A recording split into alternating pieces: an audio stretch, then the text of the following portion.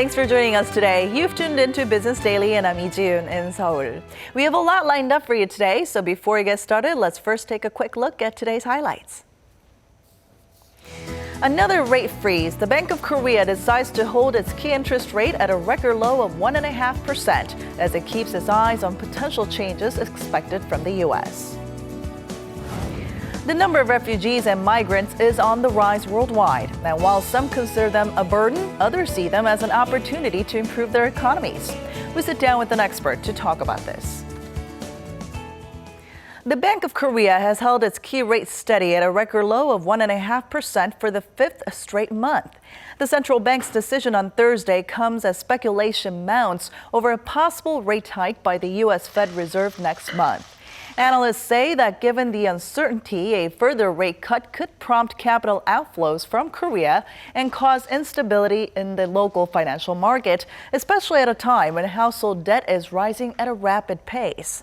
Economic recovery has also been showing signs of momentum, giving the central bank more time to gauge the impact of 4 previous rate cuts it issued over the past 15 months. Korea's economy grew 1.2% in the July to September period from the previous quarter, beating market forecasts. China's e-commerce giant Alibaba broke its own sales record during this year's Singles' Day online shopping event yesterday. And the Korean firms that were in on the action helped the country set a sales record of its own. Our Park Se-young has the story. Korea is number 3 after the US and Japan on the list of countries that sell to China on its biggest online shopping day. That's according to ICB, the Korean partner of Chinese e-commerce giant Alibaba Group, which says the figures were confirmed by Alibaba's online marketplace, Tmall Global. ICB handles about 90% of the products from Korean firms like Gmarket and We Make Price, which are ordered through Tmall and shipped to China. During the Singles' Day shopping event on Wednesday, Tmall Global received 10 million orders, which is 20 times more than last year. Of that, Korean firms racked up a record 500,000 orders. This year's Singles' Day was massive, and total sales came to $14.3 billion. That's an increase of nearly 60% from last year, making Wednesday the largest shopping day in history. And in just the first 12 hours of the shopping event, Alibaba surpassed last year's sales record of $9 billion.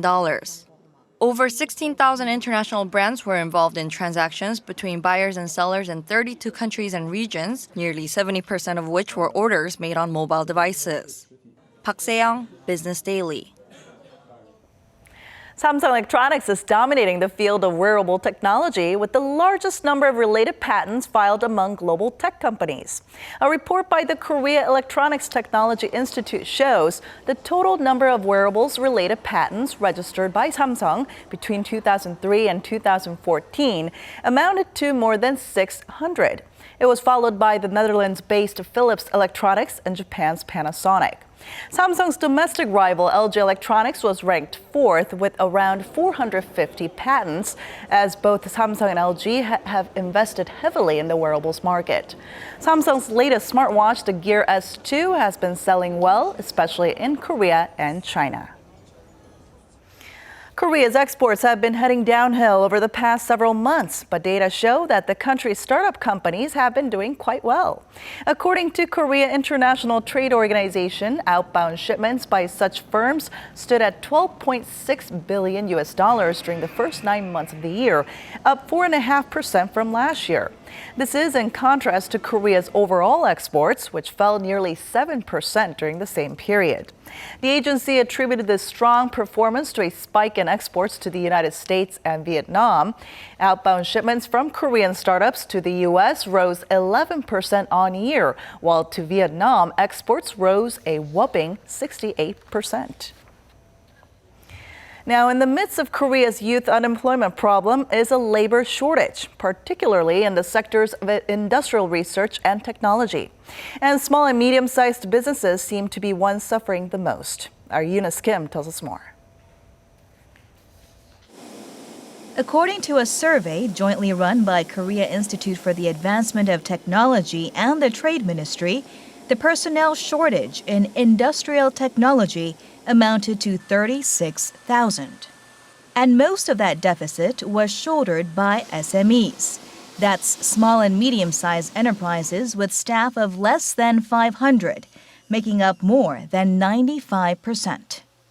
The gap with larger companies, those with a workforce of 500 or larger, was real, as they reported only being short 0.4% of their desired workforce compared to SMEs' 3%. If that doesn't sound like much, it's a difference of 7.5 times. In the face of a worsening unemployment picture, the findings of this study paint a labor mismatch. Fresh graduates entering the workforce are avoiding or transferring from their jobs at mid-sized businesses, where wage and working conditions may leave much to be desired. Whereas the companies themselves are frustrated with the shortage of skilled workers, ready to jump into work from day one with their technical expertise. As a matter of fact, the proportion of positions requiring experience is only expected to grow, with some estimating it to make up 48.6% of new jobs. This in line with the present status quo of a deepening jobless plight among people in their 20s and 30s, as those in their 40s and 50s with experience make up more of the working demographic. Eunice Kim, Business Daily.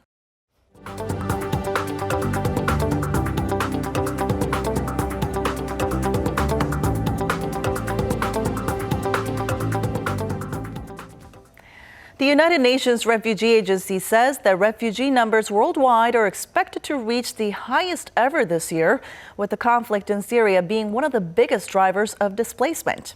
And this has stirred up heated discussion over the growing number of refugees and migrants and how they might affect a country's economy. Take a look. The European Commission predicts some 3 million migrants and refugees will arrive in Europe by 2017 as more displaced Syrians continue to flow into the region. In fact, the influx is expected to push the EU population up by 0.4%. Germany has by far received the most refugees within the European Union, and it expects at least 800,000 to arrive this year.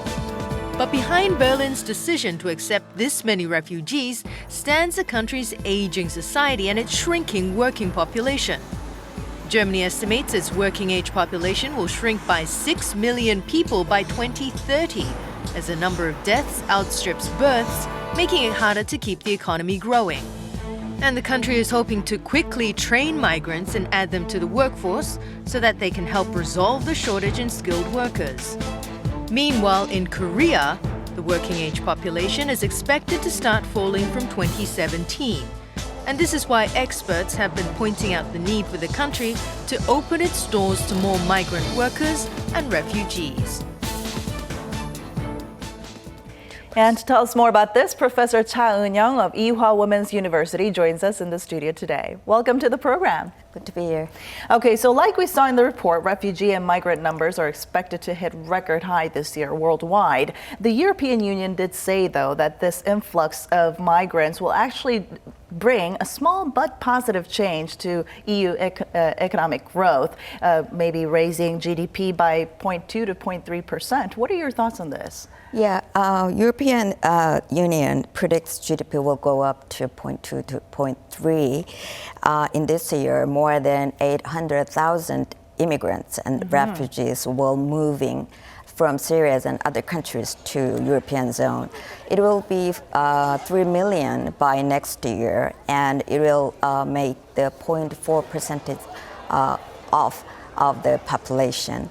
And Germany, in which country who's accepting the largest number of the refugees and immigrants, are expecting its GDP will go up to 0.2% this year, and by next year 0.4%, and probably 0.7% by 2030. Okay, so those are obviously some positive changes that we might see on the economic front. But then there are also those who say that accepting migrants and refugees could reduce job opportunities for its citizens, and also it's going to cost the country a lot too. What are your thoughts on this? Yeah, regarding this immigration policies, we have to be really cautious because once it starts, there is no turning back, and it involves people, and they do live, and they have children. So when you don't need them anymore, you cannot throw away like other imported products. According to data from Immigration Office, the annual number of non-professionals and unskilled laborers are gradually growing, while the corresponding numbers of those with expertise remained almost same. So probably this unskilled labor would be a more problem. There will be fears that these foreign workers will take the job that may otherwise gone to the Korean workers. And also, especially in unskilled labor market, these workers are competing with this domestic unskilled labor workers, which will end up lowering the wage rate. And this might contribute to the widening gap between this, income polarization. So there will be concern, and also other concerns are the social conflicts and social probably tension may end up with this higher crime rates or sort of decrease in public peace and order probably. So they're worried about that, and also these local governments might have to spend more money for them, for these foreign workers, housing and everything else. So we have to pay more taxes. So that's what we're worried about. Yes. All right. Well, let's turn our eyes to Korea then. I mean, okay. Korea's working age population is expected to start falling in 2017. Tell us, what can we expect from that? And also, what's the reason behind this fall, this expected fall? Okay, the population structure of Korean society is undergoing sort of fast changes in low fertility rate and aging. This fertility rate in 1970, 4.63, and it continued to drop to 2.06 by 1983. It was even then lower than the replacement level of its fertility rate, which is 2.1, and now it reaches like 1.21. So it's mainly because of this, low fertility rate. Total population is estimated to peak in 2030, and then start fall down from 2031, and it will end up probably 43 million in 2060. So we call 2030 demographic cliff. And as a result of this gradual shrinking of population, working age population, which is from 15 to 65, ratio would be highest ever, 73%. And next year, it's supposed to be 2020, but it got faster because of this ever low fertility rate. So it's going to be below even 50% in 2060, which is bad. Yeah. Well, you did say it's bad. What kind of impact? What impact is it going to have on the Korean economy then? This decrease in population, working age population. Yeah.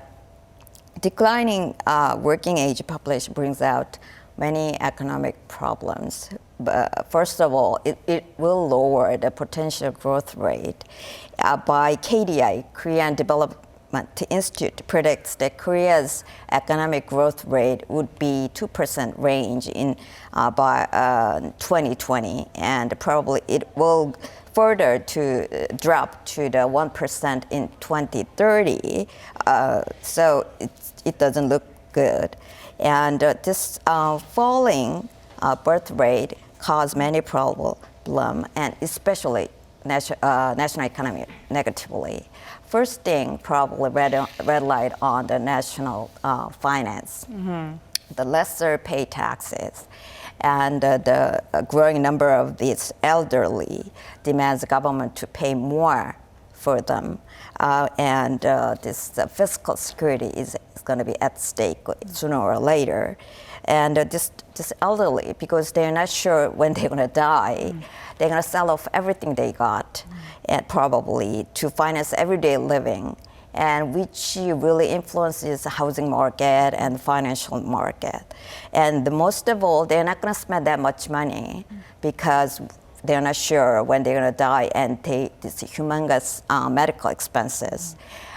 It is reported that most people spend their medical expense, 80% of medical expense, they're going to spend it last 3 years before they die. So they cannot really consume and they have to really save. So it's going to affect all the market, housing market and product market and finance market, which are already a bit down. Okay, so what should Korea do? In short, what should Korea do in order to better prepare for these problems? And also, is taking in more migrants or refugees an answer to this then? Yeah, to solve this plummeting population problem, there can be a couple of solutions, but let's say the most important one you would say is probably what we should look at is probably immigration policies. So allowing more foreign workers to find the job in Korea probably. And now we have 1.7 million foreign workers in Korea, and it's 3.4% of total population. Yes. Okay. Thank you so much for coming in today, Professor. Right.